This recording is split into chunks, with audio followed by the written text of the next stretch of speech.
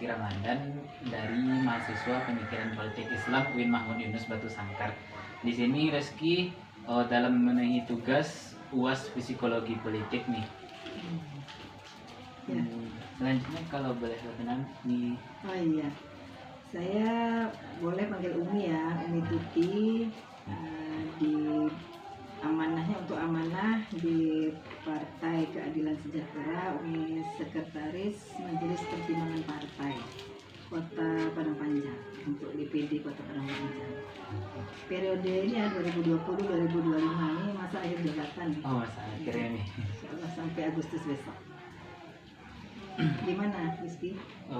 Mungkin sedikit nih Rizky ingin sedikit tahu lah tentang Partai PKS di Parangpanjang nih. Kalau setahu Umi ya. Iya nih, nggak apa-apa nih. Nah gimana? Untuk sejarah berdirinya DPD di Parangpanjang itu nih, hadirnya DPD PKS di Parangpanjang itu, bagaimana setahu Umi?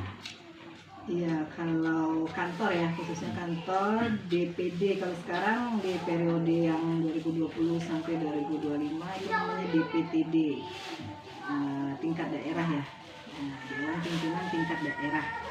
Jadi memang sudah tertuang di dalam ADART, Anggaran Dasar Anggaran Rumah Tangga Partai, bahwa di setiap daerah itu harus punya satu kantor minimal, itu kantor DPD dan kantor DPC. DPD itu setiap kabupaten kota harus punya satu, itu wajib. Itu ada di ADART. Jadi ada kantor DPP, nanti di provinsi ada kantor DPTW. Ya, Dewan Pimpinan Tingkat Wilayah. Kalau yang di daerah, di kabupaten atau kota, kalau di khusus di Sumatera Barat kan berarti ada 19 ya, 19 kabupaten kota. Berarti harus ada itu kantor DPTD-nya. Itu saja. Iya, harus satu. Nah, kalau kantor DPTD, kalau DPC-nya tergantung kecamatan. Kan dia di Dewan Pimpinan Cabang. Cabang itu berarti di kecamatan. Di kecamatan. Kalau Padang Panjang khususnya kita punya 2 kecamatan, berarti 2. DPC Padang Panjang Barat, DPC Padang Panjang Timur. Itu sudah wajib dipenuhi. Jadi emang harus ada. Itu sejarahnya. Berarti kalau DPC itu di bawah tingkat daerah. Iya. DPC itu cabangnya dari DPD. Dan dia akan tugasnya ya di wilayahnya masing-masing. Kalau di sini kan cuma 2 kecamatan. Jadi 2 DPC. Padang Panjang Barat dan Timur.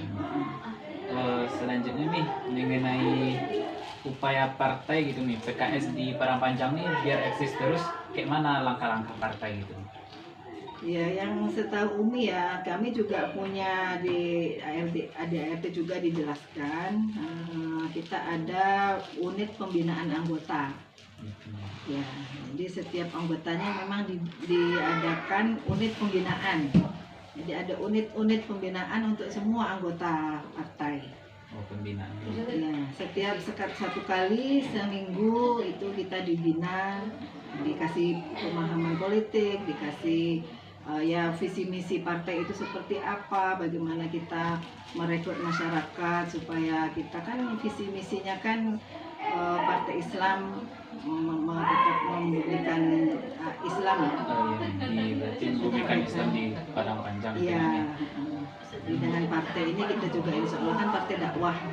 Jadi sekaligus berdakwah dengan partai ini, maka kan anggota-anggotanya ada unit pembinaan anggota. Itu untuk menguatkan ya mesin politiknya, itu upayanya.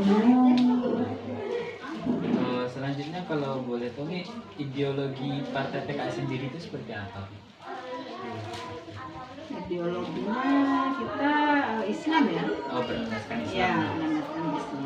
Makanya tadi kalau tidak tadi ya kita rahmatan lil alamin, bagaimana bisa menyiarkan ya Islam sampai ke masyarakat lewat partai ini. Berarti menyiarkan Islam melalui politik gitu Nabi. Ya, sebenarnya kan politik itu kan dakwah itu kan politik gitu. Iya. Cuman masyarakat apa namanya itu ya, kotak-kotakkan gitu. Politik ya politik, Islam ya Islam. Padahal Islam sendiri adalah politik kan gitu. Bagaimana kita bisa mengajak masyarakat kepada yang lebih baik gitu. Selanjutnya nih, untuk partai sendiri ini dalam merekrut anggota tuh setiap kali merekrut tuh kayak mana langkahnya? anggota ke dalam partai PKS? Ya banyak sih sebenarnya, upayanya banyak. Tadi salah satunya yang UPA tadi ya, unit pembinaan anggota, itu yang wajib tuh, harus setiap anggota harus punya unit pembinaannya setiap 1 kali sepekan. Nah, nanti kita pun merekrut, mengajak ikut dalam unit gitu kan. Kemudian banyak sebenarnya kegiatan-kegiatannya itu di bidang-bidang nanti. Kita punya banyak bidang dan semuanya targetnya adalah recruiting. Kayak untuk bagian ekonomi ada, bagian seni kita ada. Kita mengajak kaula muda, anak-anak muda yang mungkin senang seni. Nah, kita buatlah acara apa gitu yang berbau seni, ya itu dalam rangka recruiting. Kalau yang sukanya ngaji ya itu dunia kita banget gitu ya. Kita ajak ngaji gitu. Berarti sekali berapa tuh Mi PKS Durang Panjang merekrutnya? Setiap hari. Targetnya adalah ada target pekanan dari kan, ada target bulanan, ada target 1 semester, tahunan, dan 5 tahunan. Sampai 20 tahun itu kita insya Allah sudah punya roadmap-nya ya untuk recruiting. Dan itu nafasnya partai itu ya di recruiting itu kan, kaderisasi. Pokoknya kaderisasi untuk terus bisa, mesinnya politik bisa gimana bisa menghasilkan kader-kader baru gitu kan. Mungkin nih untuk selanjutnya nih di PKS sendiri selama Umi tahu lah gitu nih, ada nggak pernah terjadi konflik internal di partai? Konflik internal ya, kalau kita memang di bahasa kita di internal itu ada namanya amal jama'i. Amal jama'i itu kayak organisasi, bekerja bareng-bareng ya kan, bekerja bersama. Itu memang dinamikanya memang pasti akan selalu ada. Seperti Al-Quran pun begitu kan mengabarkan namanya ikhwah. Tapi kalau apa namanya tuh memang dikasih sinyal gitu, bahwa memang perselisihan itu pasti akan ada gitu. Jadi di internal yang mungkin hari-harinya bertemu, berkomunikasi ya, pasti ada. Nah, tapi ya itulah gunanya kita tadi ada unit pembinaan anggota tadi. Di situ nanti apa namanya dia dikuatkan tentang perbedaan-perbedaan, tentang konflik-konflik yang ada, pasti ada. Berarti ada wadahnya kita untuk menyelesaikannya, ada tempatnya, ada namanya Dewan Etik Daerah DED. Itu di partai dipersiapkan, dipersiapkan juga untuk ketika ada konflik-konflik ada wadahnya, saling berkomunikasi, saling memediasi ketika ada konflik baik internal maupun dengan masyarakat. Untuk konflik sendiri tuh ada nggak efek yang jelas ke partai? Efek yang sangat ya sedikit banyaknya ada pasti. Bagaimanapun namanya konflik pasti akan ada ini ya kan. Cuman ya itu tadi yang penting secara struktural kita sudah siapkan wadah untuk bisa menyelesaikan setiap ibaratnya tadi lah konflik. Kalau di pusat namanya Dewan Syariah Pusat. Itulah kesalahan dia. Untuk mengenai ke masyarakat gitu, ada nggak pandangan negatif dari masyarakat ke partai PKS selama ini? Ya sebanyak yang suka, sebanyak itu juga musuhnya juga sedikit juga.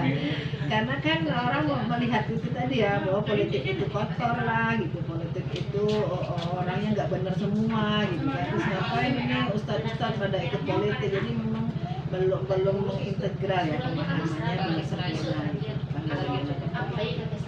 Itu kayaknya orang-orang belum paham dengan politik. Iya belum paham.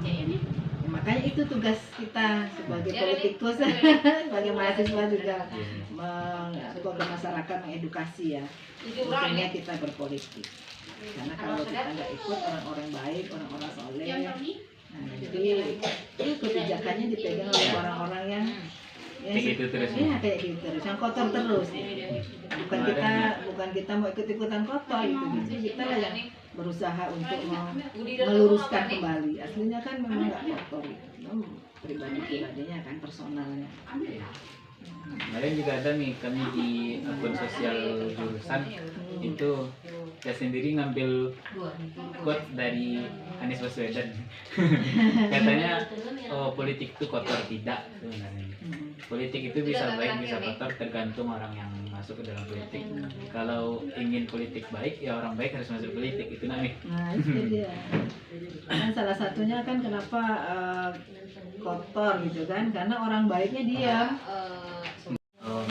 Mungkin kurang lebihnya seperti itu PKI di Padang Panjang ini. Mungkin sedikit banyaknya saya pribadi banyaklah dapat ilmu dari Umi gitu nih.